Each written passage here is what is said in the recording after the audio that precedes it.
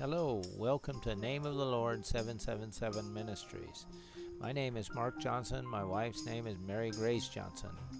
This ministry is in honor of my parents, Marion and Howard Johnson, and today we're going to do a teaching on the end times. The title of our teaching today, Will You Go to Heaven If the Rapture Happens in the Next 3 Years? For this end times teaching, we must have 3 definitions, and they must be understood by everyone. First, the solar eclipse is simply when the moon passes between the sun and the earth. This makes the sun appear black. A lunar eclipse, on the other hand, is when the moon passes behind the earth and the sun's rays go around the earth and cause the moon to look red. It's called a blood moon. So there's 2 things. A lunar eclipse, we'll refer to it as a lunar eclipse and a blood moon. And the solar eclipse will be a black sun and a solar eclipse. Now the third definition is a tetrad. A tetrad is something new to everyone, and it's the occurrence of 4 blood moons over a period of 2 years.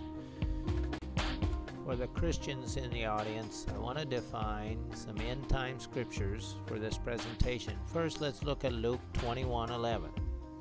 And great earthquakes shall be in diverse places, and famines, and pestilences, and fearful sights, and great signs shall there be from heaven. Also Luke 21:28. And when these things begin to come to pass, then look up, and lift up your heads, for your redemption draweth nigh. Finally, Luke 21:36. Watch ye therefore, and pray always, that ye may be accounted worthy to escape all these things that shall come to pass, and to stand before the Son of Man.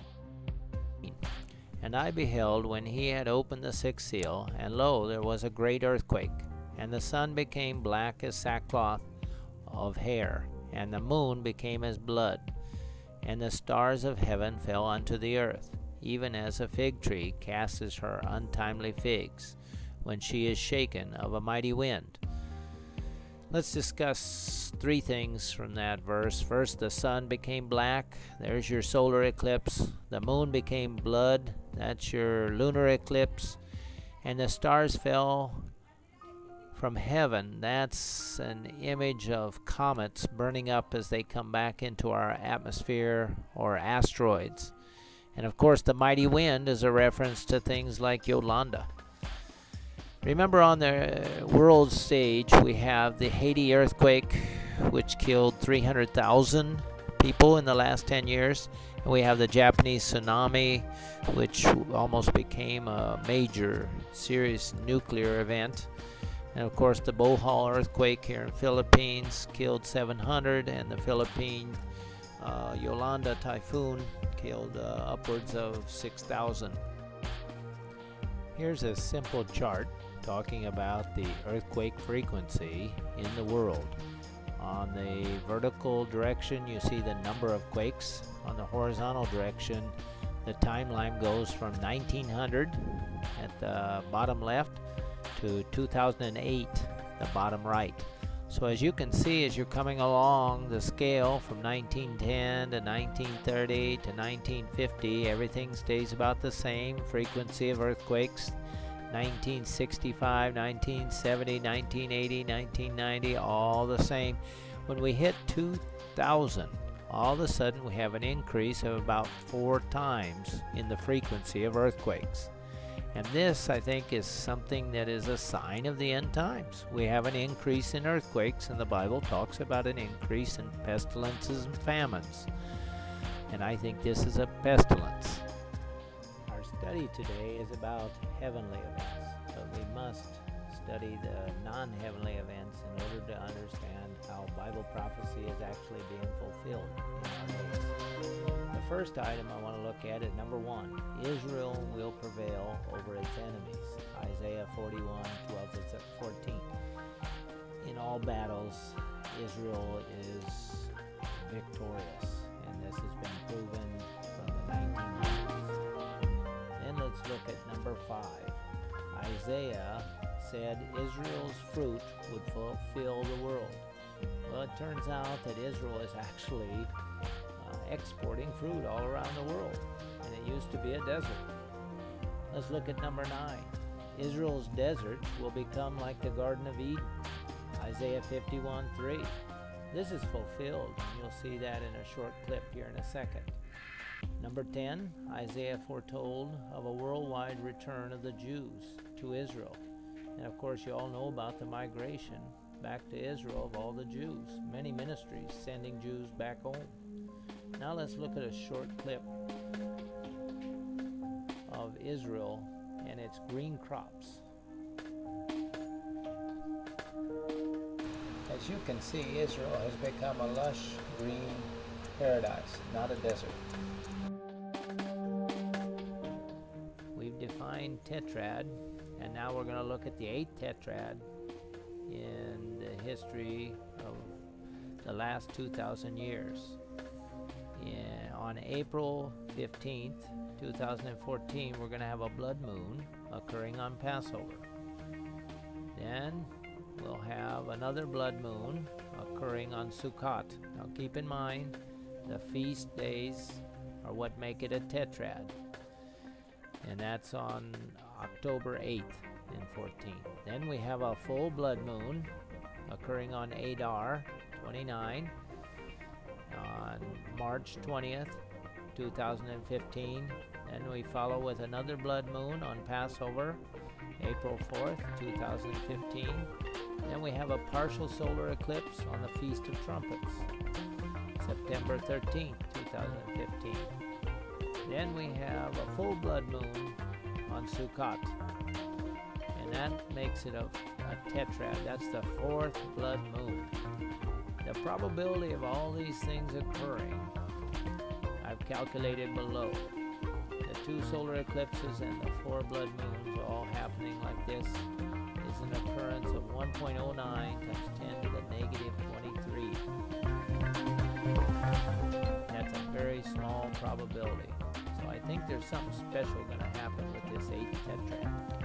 The next slide is a summary of heavenly events that start in 2013 and they end before the 70th anniversary of Israel's rebirth in 1947.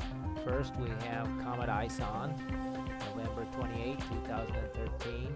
Next, we have the blood moon in April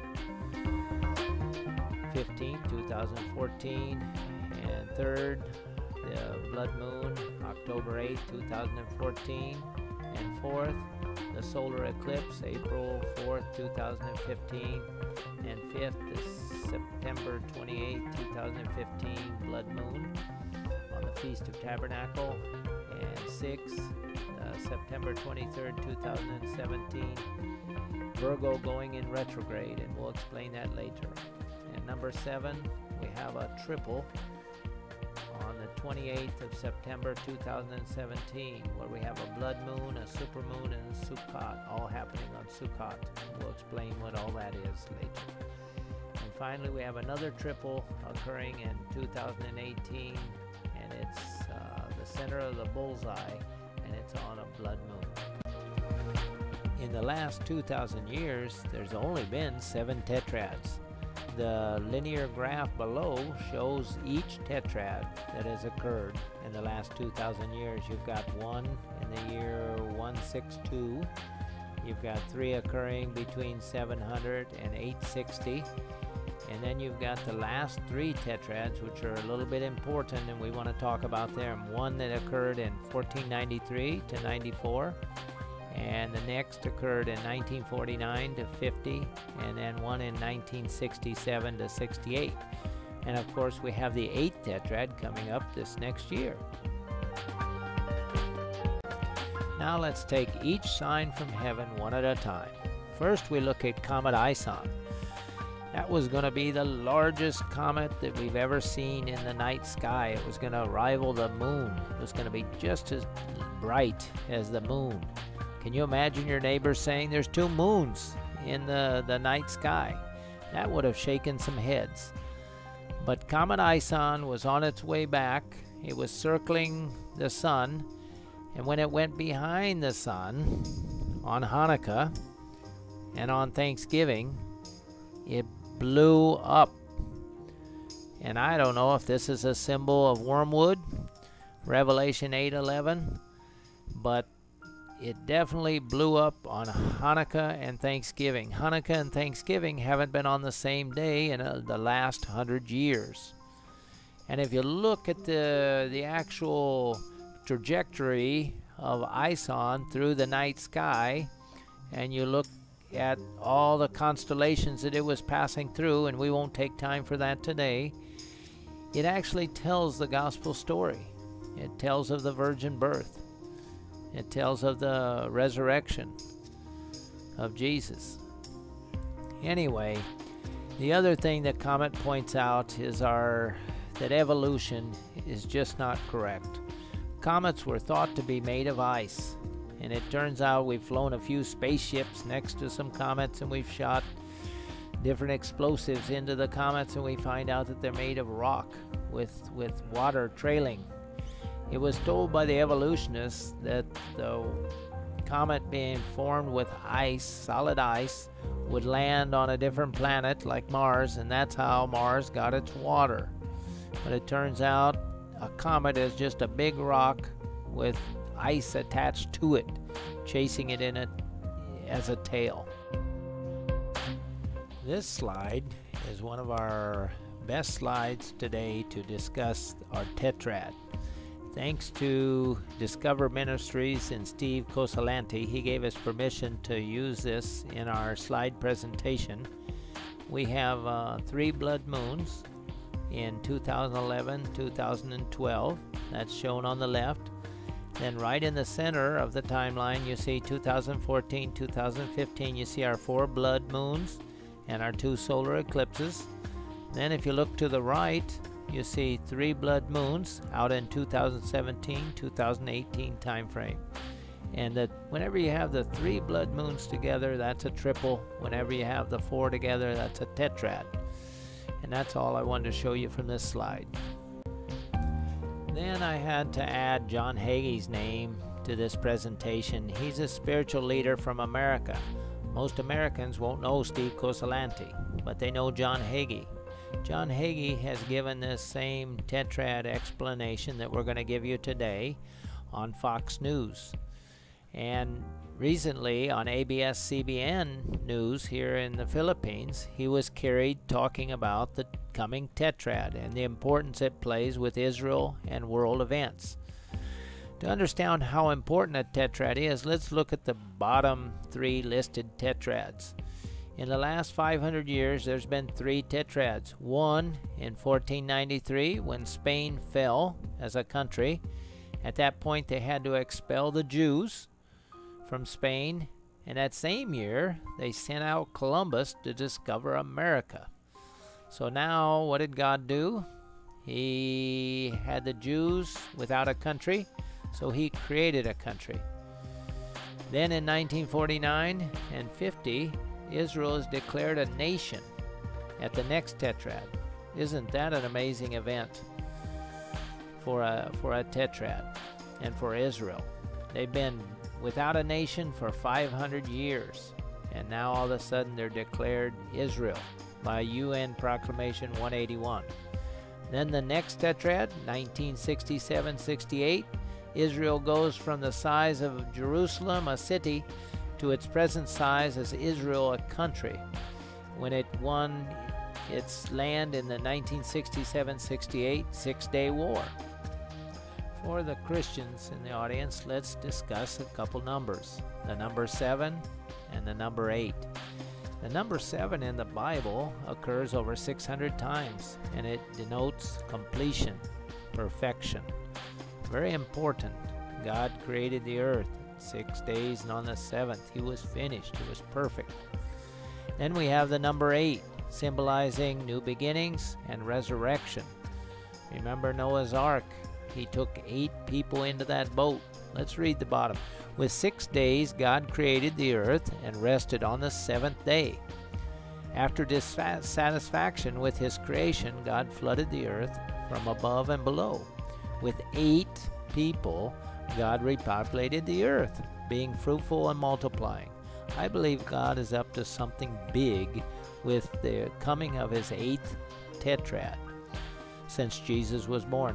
My teaching today is to open your eyes to the signs of the times and keep your focus on Jesus' imminent return. The 8th Tetrad is our next subject, and this is going to start on April 15, 2014. And this is barely 3 months from now. And by definition, a tetrad is 4 blood moons. But when you have solar eclipses occurring in the middle of those, they become a war tetrad. That is an ideal time in God's calendar for a war. So I predict that we will see the start of World War III sometime after April 15, 2014. And other people are predicting the same thing. If you look at the world events, Palestine loves to fight Israel, but every time they fight Israel, they lose land. If you study Psalm 83, Israel in the next world war will sustain major casualties. Look at what Obama's doing in America. Every day he wants to start war with Syria. Is he the Antichrist? I don't think so. He's definitely the spirit of the Antichrist. Obama is looking to remember that he's the Nobel Peace Prize winner. Okay, he should be looking for peace, but he's out in Syria with his war drums beating every day in America. Lebanon says if America attacks Syria, Lebanon will attack Israel. They won't attack America. Iran says if America attacks Syria, Iran won't attack America. They're going to attack Israel. And guess who's the best friend of Syria? That's Russia. Russia has the second most nuclear warheads in the world, next to us. So if we get into a war with Syria, we're also in a war with Russia. Next, let's look at the next blood moon in this tetrad. It occurs on October 8, 2014. All we know about this, it's a 7th feast of God, and we know 7's an important number. I don't want to predict anything on that date. Then we have the solar eclipse on March 20th, 2015. This is a sign to the Gentiles. That's a potential day for the rapture. I think there's a much better day in 2017, and we'll look at that later. However, on March 20th, 2015 and September 2015, which is the minor eclipse, I think this is a perfect day for financial disaster in the world. Now let's look when Jesus returns for the rapture from the third heaven. As the Bible gives us the hope that the Lord is going to return in the air and call up his saints. Let's discuss the 3 heavens. First, we have the heaven, which is our atmosphere. It lasts for some 29 miles straight up from our Earth's surface. It's where our birds fly and our clouds exist. Beyond that, we have an area which is void of air for the most part. It's the heavens, the second heaven, and that's where our stars and our planets reside. It's also very beautiful. But above all of that, the Bible talks about a third heaven, and this is where the Lord lives. This is where his throne is, and this is where Jesus will return from. That's the promise we have in the Bible. The rapture brings good news to the Christian. The dead Christian that's actually in the grave will rise first, and there's Jesus in the air greeting the dead Christians on their way to heaven. And at the same time, the Bible explains that the live Christians that are saved, they know Jesus, will rise up and meet him in the air also. And there's the trumpets blowing, so this is just a picture of the rapture. This is the good news for the Christian. So we have the good news, the Christians are being lifted up to heaven. The bad news is they're driving planes, they're driving buses, they're driving cars. When they leave those cars, the cars are going to crash, the planes are going to crash. God can't stop that. He's saving the Christians. That's what He promised to do. The people left behind that aren't saved are going to have to endure 7 years of tribulation at the hands of the Antichrist. Okay, let's get back to work on the blood moons. We have one on April 4th, 2015 on Passover. We don't know much about that date. We're going to leave that go. Let's look at the 13th of September, 2015. We have the partial solar eclipse occurring on Elul 29. Very significant date. If you look 14 years hence, in September of 2001, a very special day for America. We were attacked by 5 planes loaded with Muslims crashing into our buildings. They meant destruction for America. They achieved some financial destruction because 5 days later, when the stock market reopened, we lost a historic amount of 685 points off our stock market, the highest drop ever in the history of the stock market. Then if you look 7 years after that date, in September of 2008, you see that America also had an amazing drop of 777 point crash in the stock market. This was now the new high in the drop of the stock market. Let's look at the triple, which occurs in September of 2017.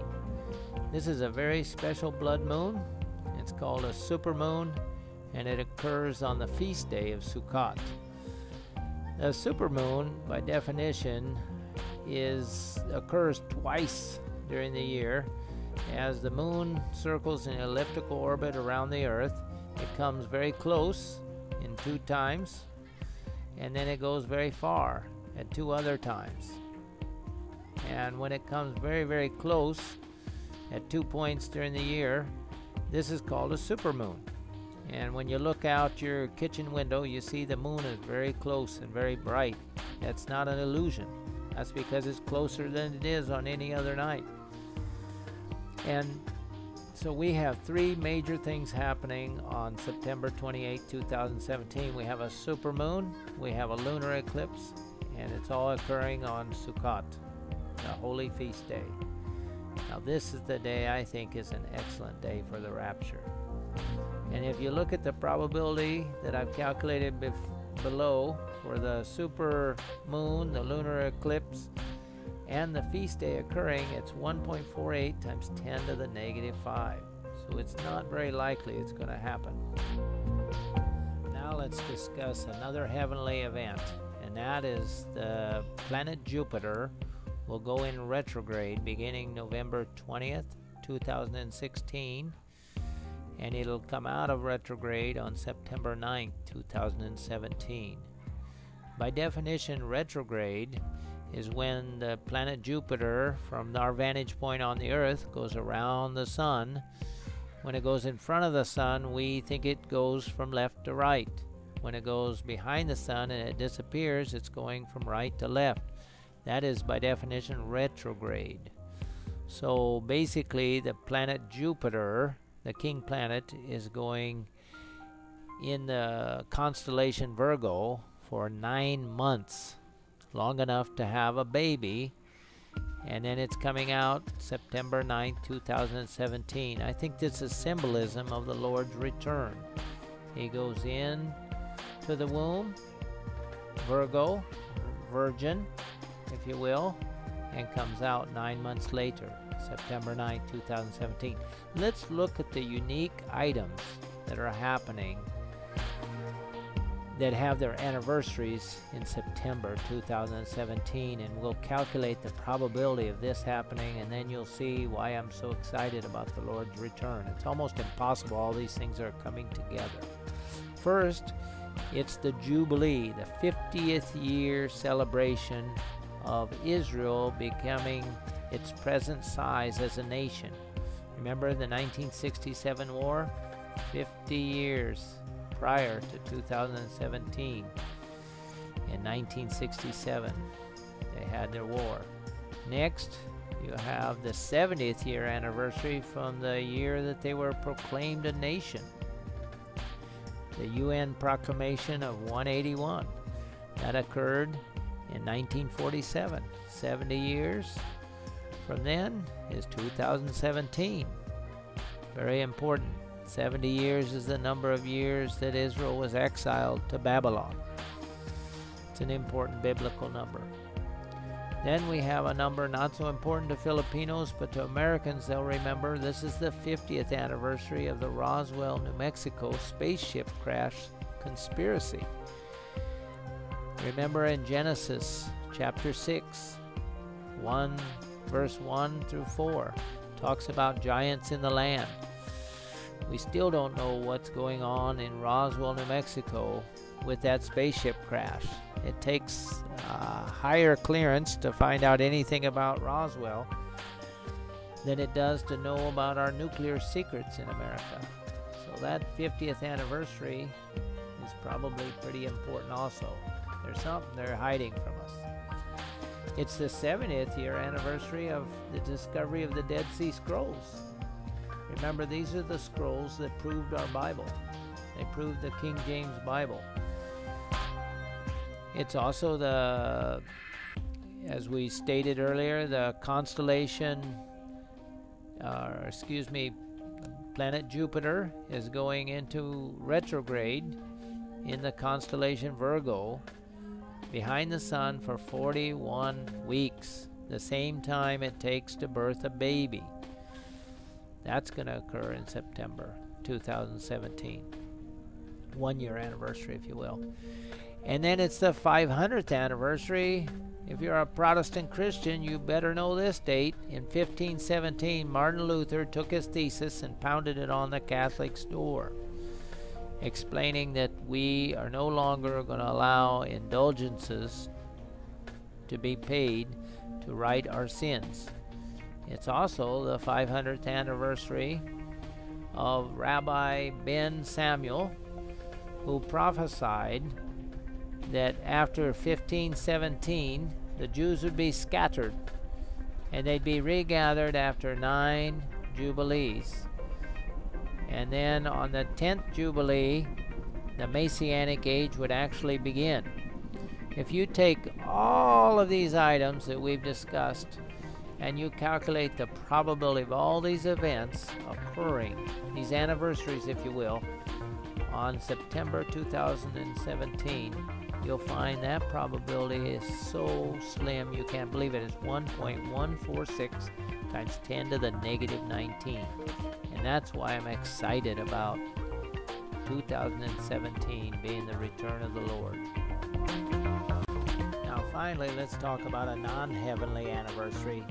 And let's recognize that Israel was declared independent on May 14th, 2018. This is their Thanksgiving Day. This is their Day of Independence. And this would be the 70th anniversary on May 14, 2018. So that could be a big date for Israel also. Now let's look at the last heavenly event, sign that will, if you will. Everything else is something that's predicted and it's actually going to happen. Now we're going to look at an event that is new to you probably. It's called Planet X. We can show you some interviews here later with NASA scientists predicting the existence of Planet X. And then we're going to talk also about the look at the solar magnetic fields on the sun. And we're going to see how they've actually switched already. So there's something coming in the heavens, and we're going to look at that here shortly. There's an astronomer named Gil Russar that predicts Planet X will return on the 26th of March 2016. Planet X is a planet that's predicted to be 3 times the size of the Earth. So you can imagine if it's circling the sun and maybe every 3,000 years goes and circles its sister sun, and then back to the earth, you can see how it could be responsible for, say, Noah's flood in the past. We're not predicting that, we're just saying that's a possibility. But if indeed it does return on the 26th of March 2016, or anytime thereabouts, it could be responsible for earthquakes, it could be responsible for freezing temperatures, because we know the polar caps will switch, the magnetic field will switch when a big planet like that goes by. America certainly thinks there's a Planet X, because we have sent Voyager 1, Voyager 2, $2 billion spaceships into searching only one constellation, and that's the constellation of Orion. We're searching for Planet X and its return. It's possible Planet X returned back in Noah's day. Remember, there was a firmament around the earth holding up all the water. It never rained. And when a planet like that size circles the earth, as it will when it goes around the sun, its gravitational field will cause the gravitational field and the magnetic field to collapse on the earth, and the magnetic field is what was holding up the firmament in Noah's day. Remember, it never did rain, it just misted. And then here shortly we're going to look at the magnetic field on the sun. We're going to look at that. It starts positive on the top and negative on the bottom, and then 8-9 years later you'll see how it's rotated to negative on the top and positive on the bottom, and you'll see that video starting now. Now here's a clip showing the magnetic field of the sun, the green being positive on the top and the purple on the bottom, and as you see time elapsing in the lower left hand corner, you can see that the magnetic field of the sun actually flips, and this could have been caused by a strange planet, maybe a new planet we don't even know of, Planet X. We'll look at that in another video. Now here's a good slide showing why Voyager 1 and Voyager 2 are heading into Orion, the constellation where they believe Planet X is supposed to be originating from. NASA used to talk about Planet X all the time prior to 1980, but after that they would not talk about it anymore. And as you can see, if you look at the elliptical orbits of our planets, you can see how Uranus and Neptune have been perturbed. The word perturbed is what predicts the existence of a planet.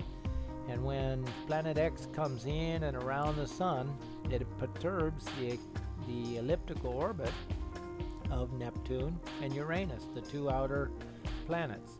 As you can see, they're elongated in the direction of where Planet X is believed to have come from.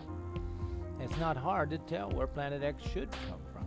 That's why they headed both Voyager 1 and Voyager 2 to Orion. They're looking for Planet X.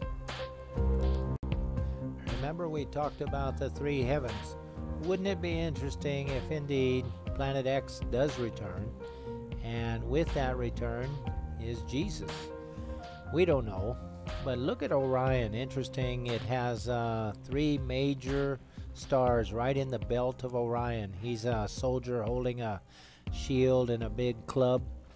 And if you look at those three stars, they're very similarly located in size and orientation to the pyramids of Giza. We're not going to talk about that today, but that's a little commercial for our next follow-up study, where we study giants and pyramids and their relevance to the coming back of the Lord. Now let's enter a little commercial for our next talk, connecting the dots from earth to heaven. You're going to have to see part 2. Would God use giants to build a pyramid as a marker and not return? That's my question. We're going to look at the Giza pyramid and did God use and inspire giants to build this? We're going to look at the proof that giants were on the earth, just as Genesis 6:1-4 talks about. We're going to look at their demonic influence. We're also going to look at the demonic influence of the New World Order and their influence during the time of tribulation. Remember the title of this presentation, Would You Be Raptured If the Lord Returned in the Next 3 Years? Well, hopefully I've proven to you there's a high percentage chance that, biblically speaking, the Lord could return in the next 3 years. So that gives you 3 choices today. First, you can accept Jesus and His plan for salvation. And that is a good idea. All you have to do is pray Jesus into your heart, confess your sins, repent, and you will have a new friend for life. I suggest everyone do that, and get with your pastor. If you don't have a pastor, get with a Christian and find out how to be saved. It's as simple as praying the salvation's prayer, and then after that you can be baptized to show your evidence of your unity with Christ. Second, if you're already saved and you're going to heaven in the rapture, shame on you if you don't repent from your sins. As 2 Chronicles 7:14 says, if my people, which are called by my name, shall humble themselves and pray and seek my face and turn from their wicked ways, then will I hear from heaven and will forgive their sin and will heal their land. Maybe He doesn't even have to come back this quickly. If the Christians would get on board, start evangelizing, and start repenting of their own sins. And finally, if you choose to reject this message and you reject Jesus, you're going to end up following the Antichrist to hell. And here's what the Bible's warnings are for you. God says if you exist in the tribulation, you will have to have a 666 in your forehead or your hand in order to eat. You will answer to the Antichrist for 7 years. And this is not going to be a good time on earth. Now we come to the reason why I did this video. Here's the call of Ezekiel 33:6, the watchman's duty. But if the watchman sees the sword coming and does not blow the trumpet, so that the people are not warned, and the sword comes and takes any one of them, that person is taken away in his iniquity, but his blood I will require at the watchman's hand. I take this seriously, and that's why we've done this presentation for you. I believe the Lord is returning. I'm 99% sure in the next 3 years. I pray you will react to this video and take new spiritual vigor in your life. I pray if you are men, you'll become the spiritual leaders in your house. I pray if you're women, you'll become the Proverbs 31 women that you need to be. And I pray if you are children, you will learn to obey your parents and respect authority. I thank you very much for taking time to watch this presentation. And if I didn't believe this to be true, I wouldn't have taken time to present it. And God bless you and your families.